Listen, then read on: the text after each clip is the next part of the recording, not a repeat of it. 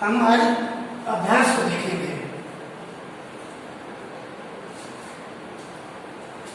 तो आइए हम क्रमवार इस पाठ में जो भी अभ्यास है, जो भी व्याकरण से संबंधित प्रश्न है, जो भी दीर्घ लघु प्रश्न है, एक एक करके उन प्रश्नों के पास चलते हैं और उन प्रश्नों का उत्तर इसी पाठ से निकालते हैं। जैसे देखिए कहता है एक पदेन उत्तरम लिखता।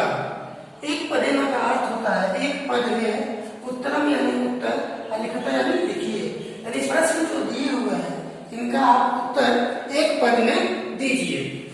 जैसे कहता है कि बुद्धिमती कुत्र व्याघ्रम ददर्श। पहला है कि बुद्धिमती कुत्र यानी कहा, व्याघ्रम यानी व्याघ्र को, ददर्श यानी देखिए। आप उत्तर लिखिए। आया था ना कि मार्गे गहन कानने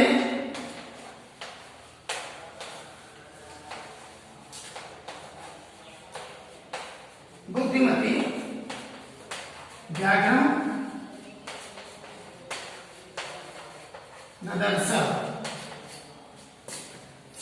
आज वहां पे गहन कानने घने जंगल में बुद्धिमती ने बाघ को देखा था। अब दूसरा प्रश्न है भामिनी कया विमुक्ता। भामिनी कया विमुक्ता यानी ये भामिनी किसके द्वारा विमुक्त हुई। विमुक्त का मतलब कि वह अपनी रक्षा बाघ से किसके बल पे की। तो आया था ना कि निज बुद्ध्या, पाठ में आया था निज बुद्ध्या विमुक्ता सा। आप इतना भी लिख सकते हैं कि भामिनी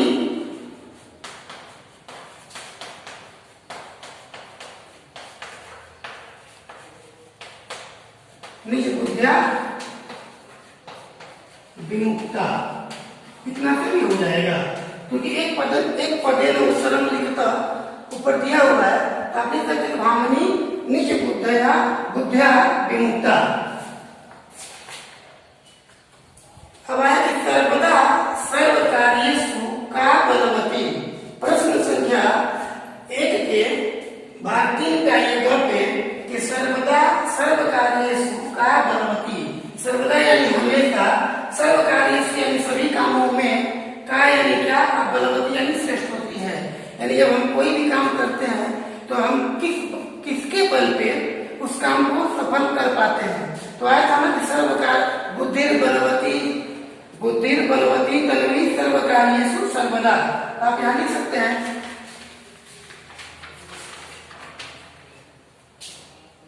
कि सर्वकार्येषु का अर्थ हो सर्वकार्येषु यानी सभी कार्यों में, सर्वदा यानी हमेशा, बुद्धि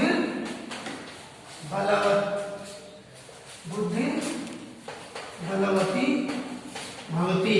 और ये क्रिया का आप कर लेंगे, आरोप कर लेंगे कि सर्वकार्येषु सर्वदा बुद्धि बलवती भवती, यानी हर कार्य में और हमेशा ही बुद्धि ही क्या होती है, बलवती होती है, अर्थात श्रेष्ठ होती है। इसी प्रकार प्रश्न संख्या 4 है कि व्याघ्र कस्मात् बिभेति। व्याघ्र कहते हैं बाघ को, कस्मात् यानी किससे, बिभेति यानी करता है। तो आता है तो बोलता है ना कि मांसाहार शिकार बोलता है ना कि त्वया महत् कौतुकम आवेदितम यद मांसाहारपि बिभेति। यहाँ लिख देते हैं कि व्याघ्र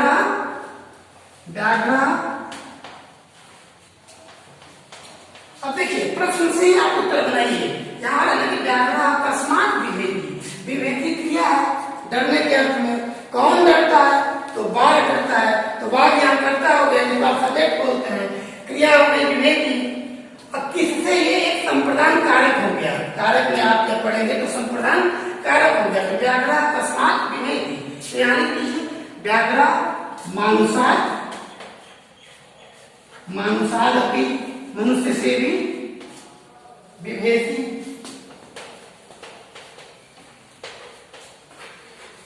तो आपको करना क्या है कि आपको इन प्रश्नों को पढ़ के, इन प्रश्नों के माध्यम से ही उत्तर को बना लेना है।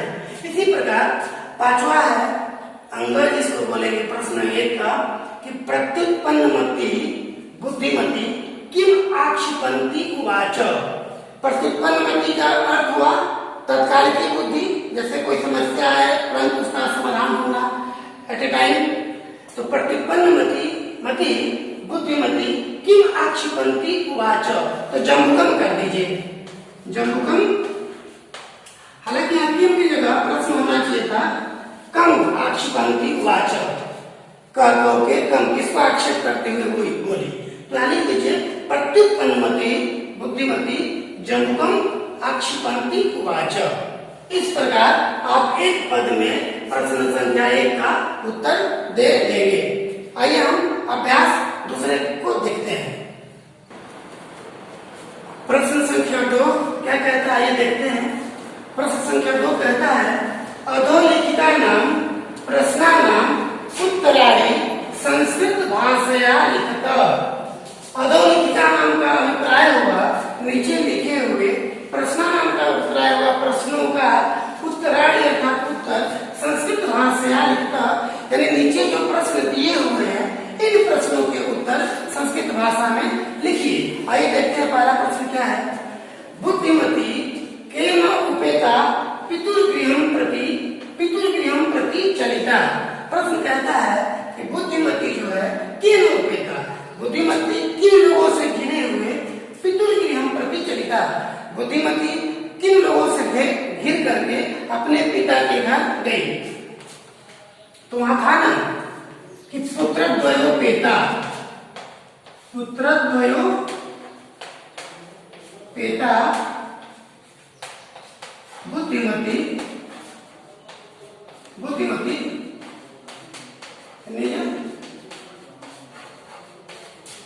पितुर्गृहं गता। उत्तर हो जाएगा कि पुत्रद्वयो पेता, यानी अपने 2 पुत्रों से घिर करके या 2 पुत्रों के साथ बुद्धिमती जो है निज पितुर्गृहं गता, अपने पिता के घर गई। उसी प्रकार आइए प्रश्न संख्या 2 देखते क्या कहता है। व्याघ्र किम विचार्य पलायितम। बाघ जो है किम यानी क्या, विचार्य यानी सोचकर, पलायिता यानी भाग गया। तो आया था ना कि व्याघ्र मारी टीकाची, तो व्याघ्र लिखिए उत्तर।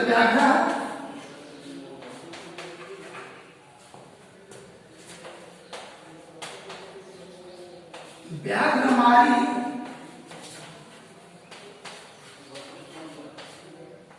काचित् इयम् इति मत्वा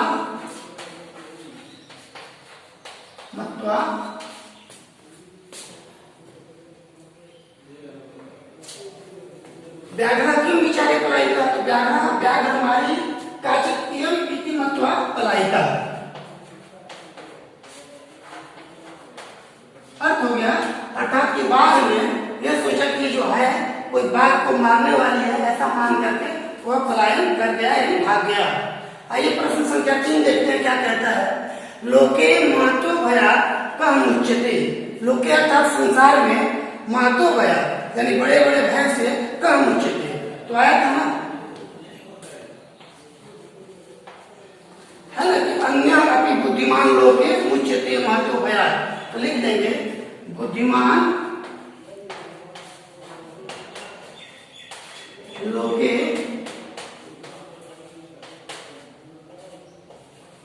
महतो भया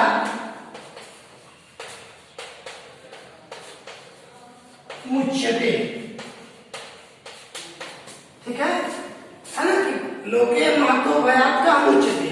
तो लोके बुद्धिमान, लोके महतो भयात मुच्यते, यानी जो बुद्धिमान व्यक्ति होता है वह बड़े से बड़े भय से इस संसार में अपने बुद्धि के प्रयोग के कारण या बुद्धि के बल के कारण मुक्त हो जाता है। आइए हम देखते हैं प्रश्न संख्या 4। प्रश्न 2 के घ जम्बुका किम बदन व्याघ्रस्य उपहासं करोति। जम्बुक कहते हैं सियाल को। तो जम्बुका किम बदन यानी सियाल या सियाल क्या बोलते हुए व्याघ्रस्य उपहासं करोति। तो यहाँ आप उत्तर दीजिए जम्बुका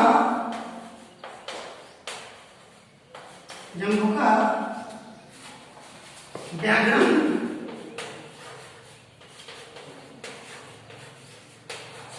मदद यत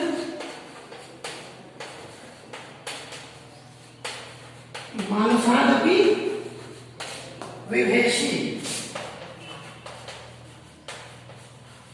जंगुक जो है बाघ को बोलता है, अरे भाई तुम कैसे आदमी हो जो कि तुम मनुष्य से भी, यानी तुम जंगल के राजा हो, शेर हो, बाघ हो, तुमसे पूरा जंगल डरता है और तुम जो है मनुष्य से डर रहे हो। तो जंगुका व्याघ्रं वदति यत् मानुषादपि विभेषी, तुम मनुष्य से भी डरते हो। पांचवा प्रश्न है कि बुद्धिमती श्रृगालं किम उक्तवती। बुद्धिमती जो है श्रृगाल को क्या बोली। तो आया था ना रे रे धूर्त त्वया दत्तम मह्यम व्याघ्रं पुरा, आया था ना। तो वही पद पे हम लिख लेंगे कि यहाँ ऐसे इसको कर देंगे बुद्धिमती श्रृगालं किम उक्तवती।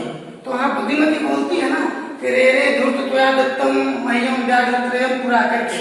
तो हम इसका उत्तर बनाएंगे बुद्धिमती श्रृगालं उक्तवती यत् त्वया मह्यम व्याघ्रं पुरा दत्तम। तुमने मुझे पहले 3 बाघ को दिया। रे धूर्त आद्य कथम एका आनीतः। हे धूर्त तुम आज जो है केवल एक ही क्यों लेके आए हो, ऐसा कहती है और सुनते ही वो पलायन कर जाता है। तो इस प्रकार हम इन प्रश्नों का उत्तर करेंगे। अब आगे का हम तीसरा प्रश्न पुनः देखते हैं। देखिए प्रश्न क्या कहता है कि स्थूल पदम आधृत्य प्रश्न निर्माणम कुरुतः।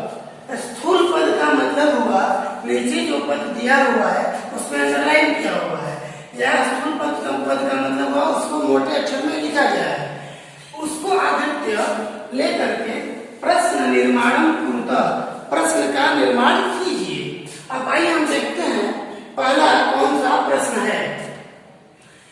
दिया हुआ है कि तत्र राजसिंहो नाम राजपुत्र वसति स्म। इसकी हिंदी होगी तत्र यानी वहां राजसिंहो अर्थात राजसिंह नाम का राजपुत्र राजा का लड़का वसति स्म, वसति स्म निवास करता था। तो यहाँ जो दिया है राजसिंहो नाम, तो वहां राजसिंह नाम का राजा का लड़का निवास करता था।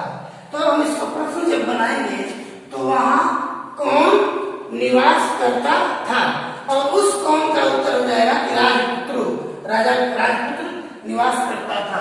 तो यहाँ हम लिख देंगे तत्र, इसको हम ऐसे करेंगे कि कह वसति स्म।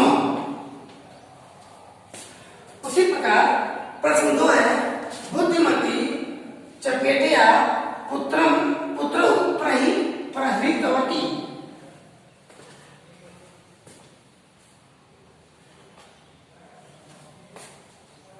बुद्धिमती वही जो महिला थी उसका नाम था बुद्धिमती। चपेटा कहते हैं थप्पड़ को, थपेड़े को। तो बुद्धिमती चपेटया पुत्रौ प्रहृतवती। बुद्धिमती चूंकि यहाँ कर्तृवाची का वाक्य है तो बुद्धिमती चूंकि एकल है तो यहाँ प्रहृतवती बन जाता है स्त्रीलिंग में, क्षत्रिय प्रत्यय में। तो बुद्धिमती चपेटया पुत्रौ प्रहृतवती, बुद्धिमती ने थपेड़े से दोनों पुत्रों को मारा। अब चपेटिया है, यहाँ चपेटिया के लिए क्या कर देंगे कया, यानी बुद्धिमती ने किससे बेटे को मारा। तो किससे का उत्तर हो जाएगा चपेटिया बुद्धिमती पुत्रौ प्रहृतवती। इसी प्रकार प्रश्न 3 के ग को देखते हैं। कहता है कि व्याघ्रं दृष्ट्वा धूर्तः श्रृगालः अवदत्। व्याघ्रं दृष्ट्वा बाघ को देखकर धूर्तः श्रृगालः, जो धूर्त श्रृगाल था, श्रृगाल का यहाँ विशेषण दे दिया। देखिए यहाँ श्रृगाल विशेष हो गया। श्रृगाल कैसा था तो धूर्त था।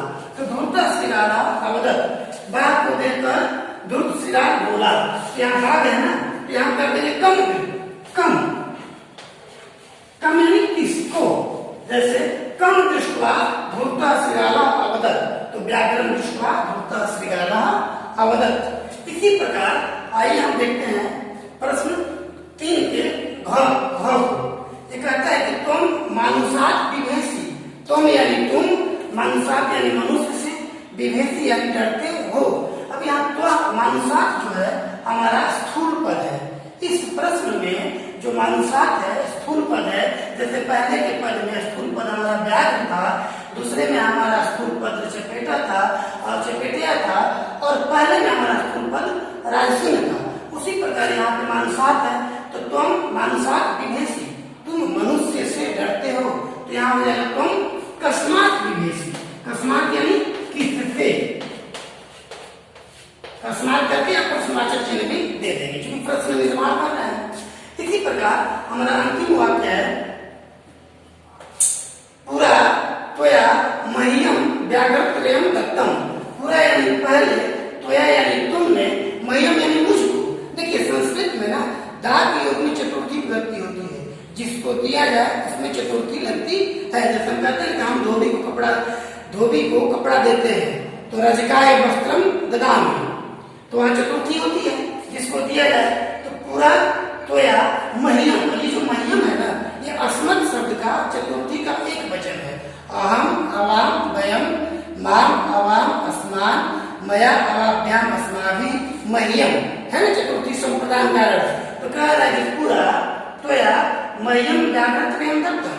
पूरा यानी पहले, त्वया यानी तुमने, मह्यम यानी मुझको, व्याघ्रत्रयम माने तीन बार दिया। तो मह्यम की जगह क्या कर देंगे, कस्मै, किसके लिए।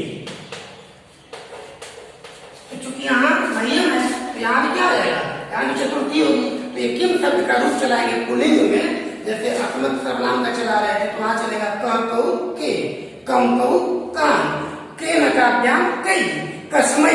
तो जो चूंकि यहाँ मह्यम चतुर्थी है तो इसके प्रश्न में भी हो जाएगा कि पूरा त्वया कस्मै व्याघ्रत्रयम दत्तम। पहले तुमने किसको, तीन बार को दिया। इस प्रकार आपका ये प्रश्न संख्या 3 भी कंप्लीट हुआ।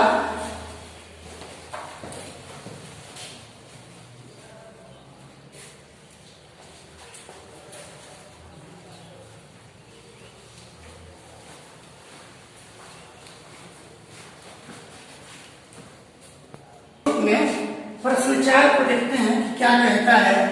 अधोलिखितानि वाक्यानि घटना क्रमानुसारेण योजयत। प्रश्न 4 कहता है अधोलिखितानि वाक्यानि, नीचे जो वाक्य लिखे गए हैं घटना क्रमानुसारेण, घटना के क्रम के अनुसार, यानी जो घटना पहले घटी उसको पहले रखना है और जो घटना बाद में घटी उसको बाद में रखना है। यानी घटनाओं का जो क्रम है उसके अनुसार योजयत, उसको आप क्या कीजिए, रखिए। योजयत नहीं, उसकी योजना कीजिए। योजना से यहाँ अभिप्राय है कि हम क से लेकर के ज तक प्रश्न दिया हुआ है।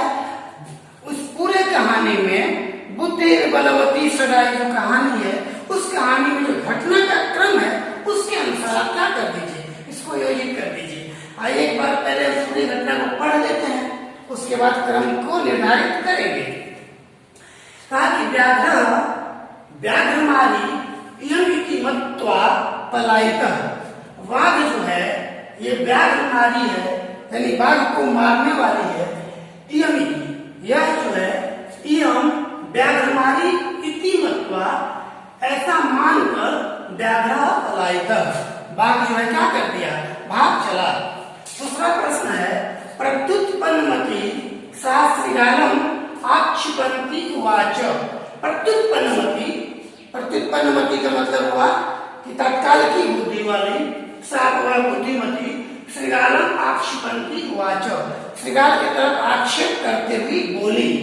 तीसरा दिया है जम्बुक कृतोत्साह व्याघ्र पुनः काननम आगच्छत। जम्बुक कृतोत्साह व्याघ्र, जम्बुक यानी शिकार के द्वारा उत्साहित किया हुआ बाघ जो है पुनः यानी दोबारा काननम यानी जंगल को आगच्छत यानी आया। इसी प्रकार चौथा है मार्गे सा एकम व्याघ्रम अपश्यत। मार्ग यानी सड़क में, सा यानी वह बुद्धिमती, एकम व्याघ्रम एक बाघ को अपश्यत यानी देखी। इसी प्रकार पांचवा है व्याघ्रम दृष्ट्वा सा पुत्रौ ताड़यन्ति उवाच।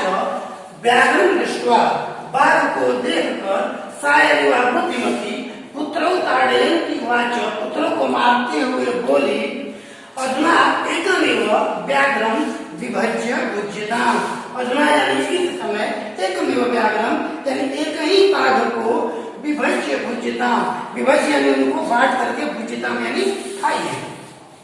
तो दोनों बांट कर यानी दोनों जो उस व्याघ्र को बलवती बुद्धि बलवती नाम की जो महिला है उसके जो दोनों बच्चे हैं उनको बोलती है। पांचवा है, छठा है बुद्धिमती पुत्रद्वयेन उपेता पितुर्गृहं प्रति चलिता।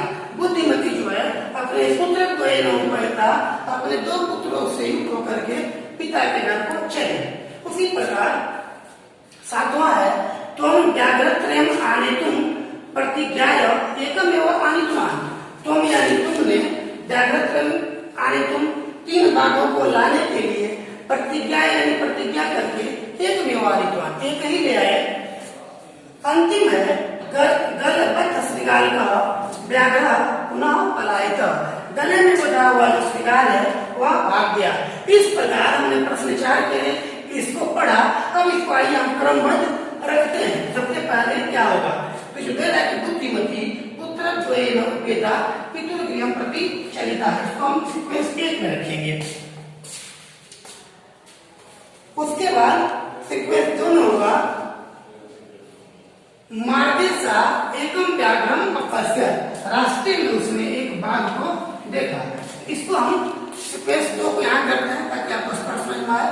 और ये होगा बुद्धिमती पुत्रद्वयेन पितुर्गृहं प्रति चलिता, सीक्वेंस 1 में होगा। इसी प्रकार कहता है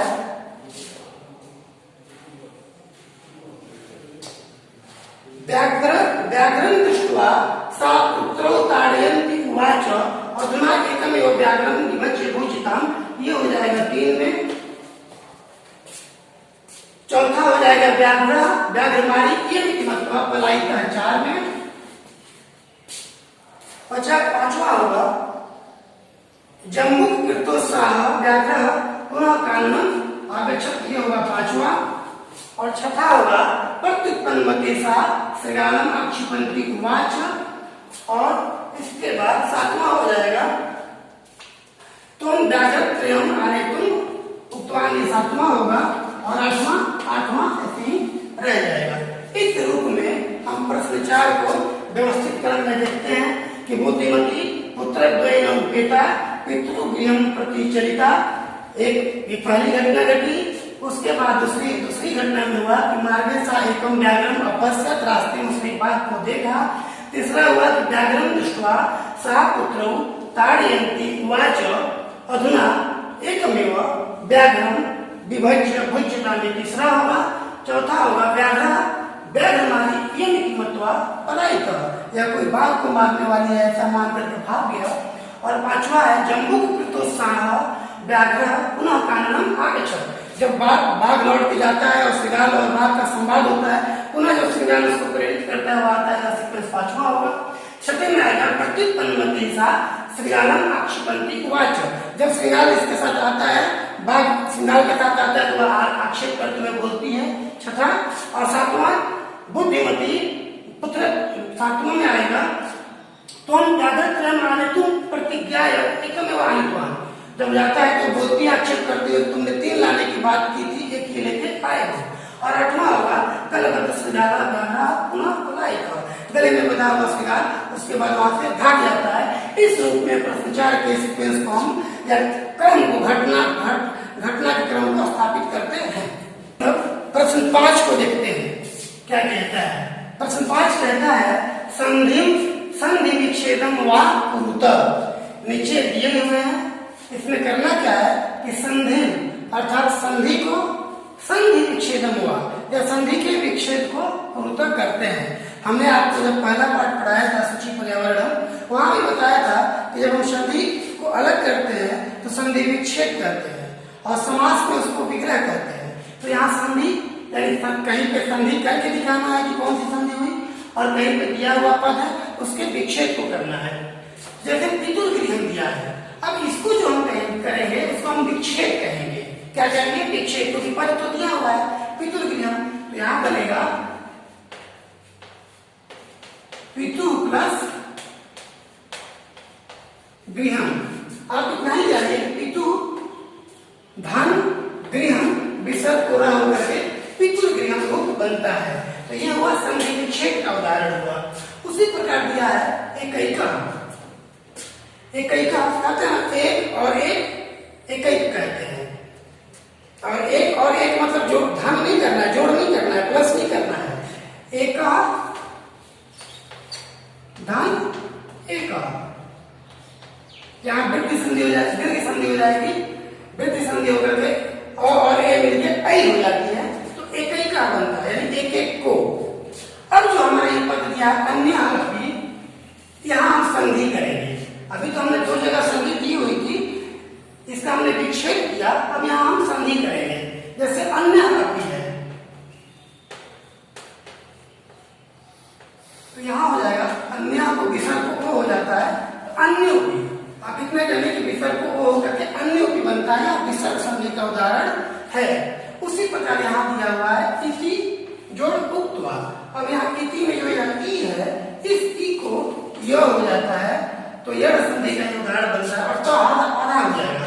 तो चूंकि इति में ई निकल गया तो व्यंजन हो गया, तो बिना स्वर के व्यंजन आधा हो जाता है, तो आधा हो गया, तो कर दिया हमने। इस ई को य हो गया तो य कर दिया, और ये टू को लाके इसके नीचे बैठा दिया, तो इत्युक्त्वा, यानी ऐसा कभी क्या होगा, जड़ संधि का उदाहरण होगा। उसी प्रकार यहाँ यत्र है और आस्ते है, यहाँ यत्र नेत्र में अ है, आस्ते में भी अ है, ओ और अ मिलके क्या हो गया, दीर्घ संधि हो गई, तो क्या बन गया, यत्रास्ते। तो इस प्रकार प्रश्न 5 में हमने दो पदों के संधि विच्छेद को और 3 में संधि करके देखा। आइए हम प्रश्न 6 को देखते हैं कि प्रश्न 6 क्या कहता है। कह रहा है कि अधोलिखिता नाम पदा नाम अर्थ कोष्ठकार चित्वा लिखत। अधोलिखिता नाम, जैसे कि मैं कई बार बता चुका आपको कि अधोलिखित का अर्थ होता है नीचे लिखे हुए, पदा नाम अर्थ कोष्ठकार चित्वा लिखत। नीचे कुछ पद दिए हुए हैं और उनके दो अर्थ भी दिए हुए हैं, लेकिन किस पद का क्या अर्थ होगा उसको चुनकर लिखना है। आइए हम देखते हैं। पहला है ददर्श, और यहाँ दिया है दर्शितवान और दृष्टवान। तो जो ददर्श है देखने के अर्थ में है। एक संस्कृत में लिट लकार होता है, उसमें रूप बनता है पश्य धातु का, तो ददर्श का अर्थ हो जाएगा दृष्टवान। ददर्श यानी देखा, ददर्श की हिंदी क्या होगी, देखा। तो देखा के लिए यहाँ क्या दिया है, दृष्टवान हो जाएगा। अब तौतु प्रत्यय में बनता है, ये नहीं होगा तो काट देंगे, इसको यस कर देंगे। उसी प्रकार जगाद, जगाद का अर्थ होता है गद धातु है, एक प्रकार बोलने का, बोला, जगाद यानी बोला। तो यहाँ हम कथेत कर देंगे, अलक्षक को काट देंगे। इसी प्रकार ये या धातु से है, जाने का गए, तो यहाँ क्या हो जाएगा, गतवान हो जाएगा, याचितवान नहीं होगा ये। उसी प्रकार अत्तुम, अत्तुम का अर्थ खाने का अर्थ में, मां अत्तुम आया था ना, बार बोलता है मां अत्तुम, तो यहाँ अर्थ धातु है, तुमुन प्रत्यय से बना है। अर्थ धातु से तुमुन प्रत्यय करके अत्तुम बनता है, खाना खाने के अर्थ में। तो अत्तुम यानी खादितुम। यहाँ अर्थ धातु है, अर्थ भक्षण है, यहाँ खाद धातु है, इसका रूप बनता है खादती, खाता, खादंती। खादती यानी खाता है, उस अर्थ में। अच्छा, यहाँ मुचिते है, अब मुचिते के दो अर्थ दिया है। अन्योपि मुचिते लोकात्मा तो भया, तो मुचिते यानी मुक्त होता है, तो यहाँ दिया मुक्तो भवति मग्नो भवति। तो मग्नो भवति का अर्थ हुआ किसी काम में मग्न होना, यानी डूब के लग जाना। अमुक्त यानी उससे छुटकारा पाना, तो मुचिते यानी मुक्तो, मुक्तो भवति, मुक्त हो जाता है। यानी आदमी आया था ना कि आदमी बुद्धिमान आदमी बड़े से बड़े विपत्ति में भी अपने बुद्धि के बल पे मुक्त हो जाता है, तो इसका मुचिते का हो जाएगा मुक्तो भवति। उसी प्रकार इक्षते, इक्ष धातु है, देखने के अर्थ में। इक्षते, इक्षति अपश्यति, ये इक्षति यानी चाहता है का अर्थ है, पश्यति का अर्थ देखना होता है, तो इक्षते यानी देखता है। यहाँ किसको कर देंगे, पश्यति को कर देंगे, इसको हम काट देंगे। तो इस प्रकार प्रश्न 6 में ददर्श का मतलब देखा, जिसका दृष्टवान, जगाद बोला, जिसका कथेत, ययौ गतवान, अत्तुम खादितुम, मुच्यते मुक्तो भवति, इच्छते पश्यति। इस प्रकार इन अर्थों का हम इन अर्थों में चयन करके लिख देंगे। प्रश्न 7 के देखते हैं कि क्या कहता है लिखिता नाम पदानाम कोष्ठकात् चित्वा पर्याय पदम लिखता, यानी जो नीचे जो पद दिए हुए हैं इनके पर्याय शब्द को लिखना है। तो आइए हम देखते हैं कौन कौन से शब्द दिए हैं। जैसे यहाँ दिया है बनम, तो बन का अर्थ हो जाएगा काननम, बनम काननम। और पिछली पाठ में हमने बताया था कांतार भी होता है, कांतारम। यहाँ दिया श्रृंगाला, तो श्रृंगाला का पर्याय क्या दिया है जम्बुका, श्रृंगाला यानी जम्बुका। उसी प्रकार दिया हुआ है शीघ्रम,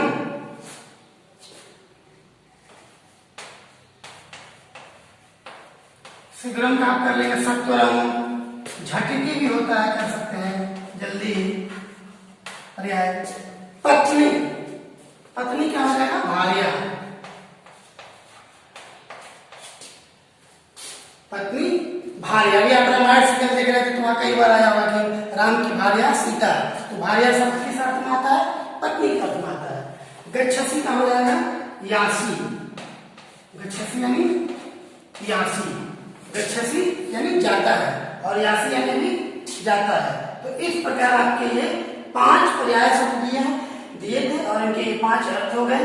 बल का हो जाएगा कानन, श्रृंगाल का हो जाएगा जम्बुक, शीघ्र का हो जाएगा सत्वर कह लीजिए, झटिति कह लीजिए, पत्नी का भार्या, गच्छसी का यासी।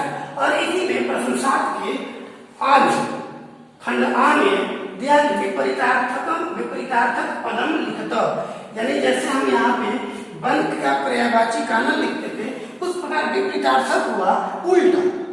विपरीतार्थक का मतलब हुआ उल्टा लिखने के लिए। यहाँ दिया प्रथमा, प्रथम का उल्टा क्या हो जाएगा द्वितीय,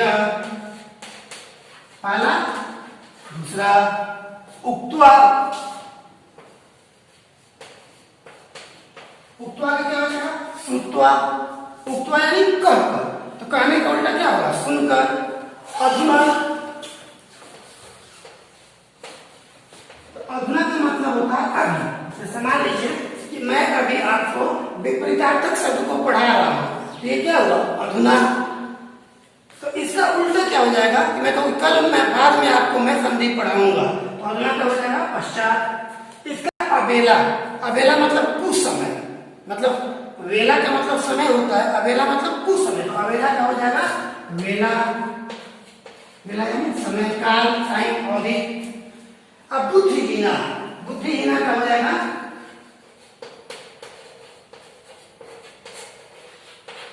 बुद्धिमत। तो अब इस प्रकार आपके 5 विपरीतार्थक शब्द दिए हुए हैं। प्रथम का विपरीतार्थक हुआ द्वितीय, उक्त्वा का हुआ सुत्वा, उक्त्वा यानी कहकर, सुत्वा यानी सुनकर, अधुना यानी अभी, पश्चात यानी बाद, अवेला यानी कुछ समय, वेला यानी सही समय, बुद्धिहीना का हो जाएगा बुद्धिमती, यानी जो बुद्धि से हीन है उसका उल्टा विपरीत बुद्धिमती। इस प्रकार प्रश्न 7 के हमने खंड अ और खंड आ को देखा। हम देखते हैं प्रश्न 8 को क्या कहता है।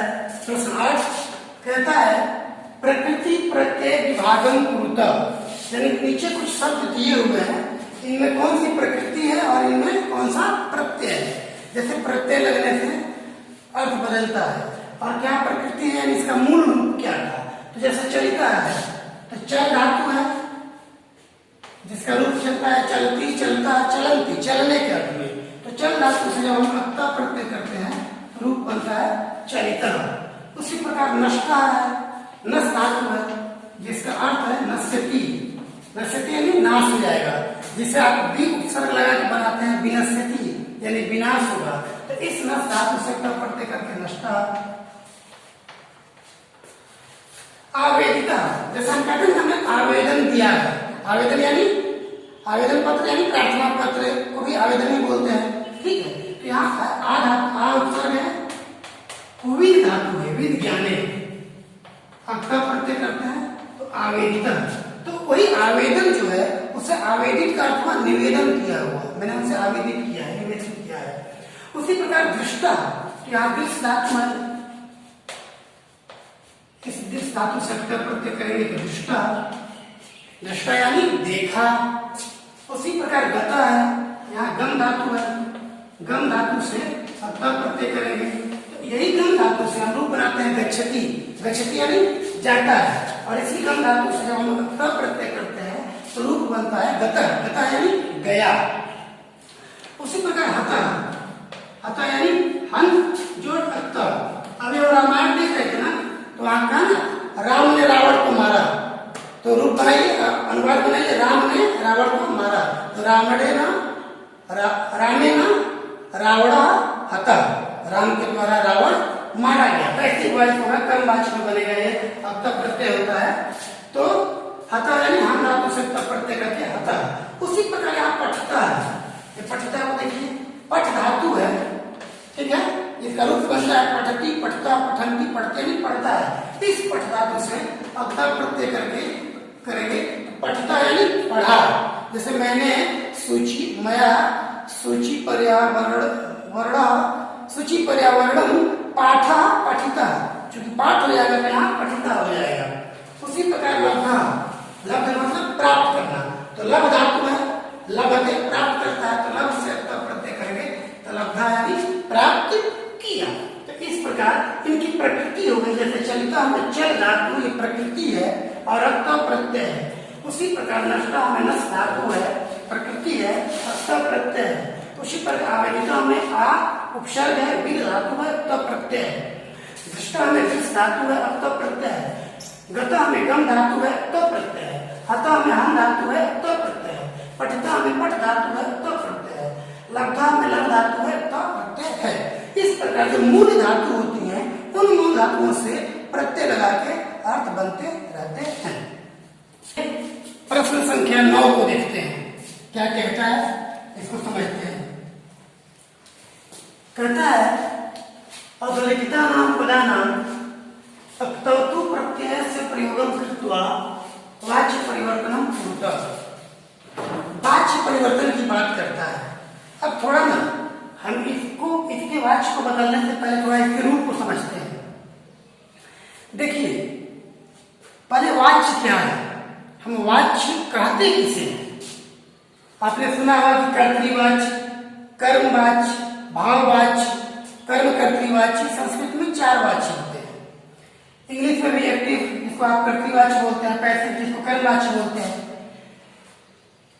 तो वाच्य है क्या, जिसको आप वॉइस बोलते हैं, इसी वाच्य को आप वॉइस बोलते हैं वाच्य। ये वाच्य है क्या? तो ये वाच्य जो है, जो कुछ हम कहते हैं उसे ही हम वाच्य कहते हैं। जो कुछ भी हम बोलते हैं वही क्या होता है, वाच्य होता है। क्यों? क्योंकि आप जो भी वाक्य बोलिएगा किसी न किसी कर्ता में बोलिएगा, किसी न किसी कर्म में बोलिएगा, किसी न किसी विशेष में बोलिएगा, किसी न किसी विशेषण में बोलिएगा। तो इस प्रश्न की थोड़ी प्रकृति समझें ताकि हमें और अच्छे से समझ में आए। तो वाच्य का मतलब हुआ कि जो कुछ हम कहते हैं वह वाच्य है। अब यहाँ जो है कुछ उदाहरण दिए हुए हैं और इनका वाच्य परिवर्तन करना है। जैसे पहले मैं एक छोटा सा आपको उदाहरण समझाता हूँ, फिर मैं इस पे आऊंगा जो आपके अभ्यास की पुस्तक है। जैसे कोई उदाहरण आप लोग बोलिए, जैसे मान लीजिए सबसे छोटा उदाहरण लेते हैं, वह पुस्तक पढ़ता है। इसी को पढ़ती भी कर लीजिए आप, पढ़ती है, ठीक है।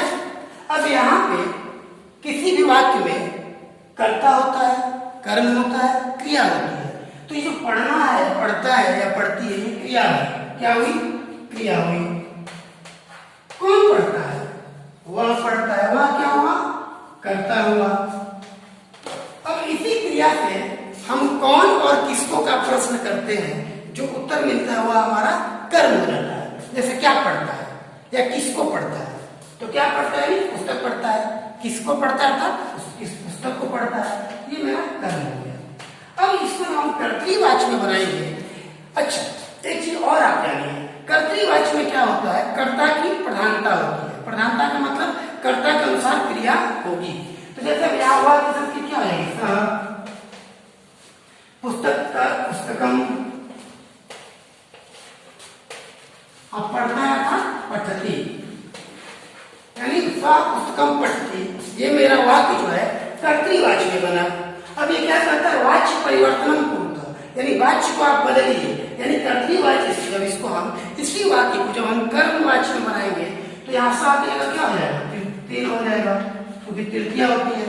तेना पुस्तक की जगह पुस्तक में रहेगा। अब पठती की जगह क्या हो जाएगा, पठ्यते, क्योंकि कर्मवाच्य में कर्म के अनुसार क्रिया होती है। तो वाच्य परिवर्तन का मतलब ये हुआ कि हमने कर्तृवाच्य से कर्मवाच्य वाक्य को बदल दिया, तो इसी को वाच्य परिवर्तन कहते हैं। अब आइए इसमें प्रत्यय से लगे हुए शब्द हैं, इनका वाच्य परिवर्तन करके हम देखते हैं।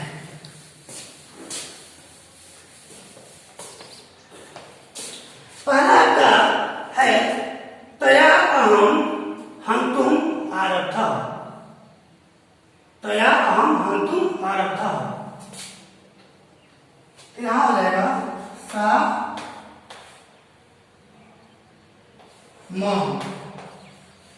मुझको हंतुम आरब्धवती।